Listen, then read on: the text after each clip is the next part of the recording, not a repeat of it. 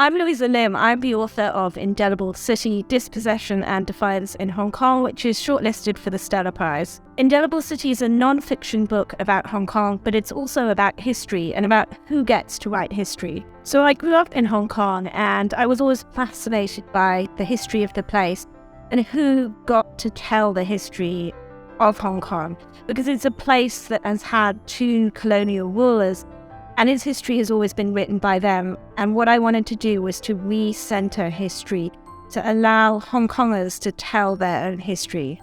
So it's a book about history, but it's also a book about kind of invented history, about how myths can become real.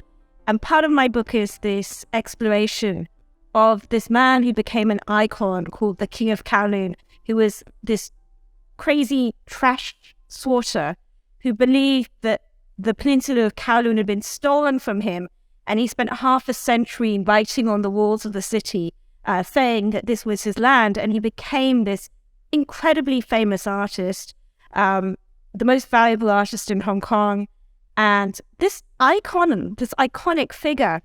And so I wanted to really dig down into his myth and find out who he was. This book took a really long time to write. I began writing it during the Umbrella Movement in 2014, and I did a lot of journalistic research, interviewing people, going to peculiar parts of Hong Kong.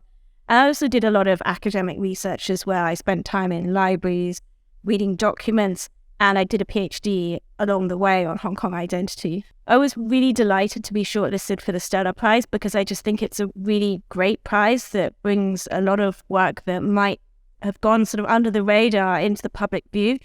And it was really exciting. I wasn't expecting it at all. And for a book like mine, which is kind of a bit of an abstruse topic, a non-fiction book, it was just a really exciting thing to happen. Those days of marching had changed us. In the sauna heat of summer, with the midday sun refracted off the skyscrapers, we had felt the power of collective imagination made flesh, sweating onto one another's bodies as we crammed 6-lane highways to capacity.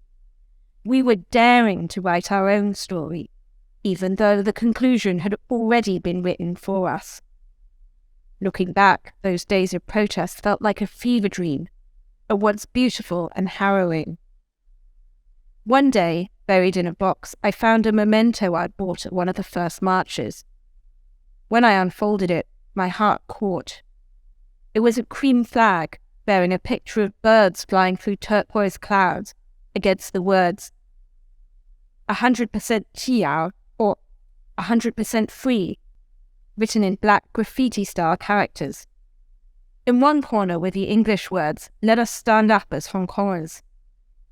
I felt as though the flag was speaking to me as a journalist.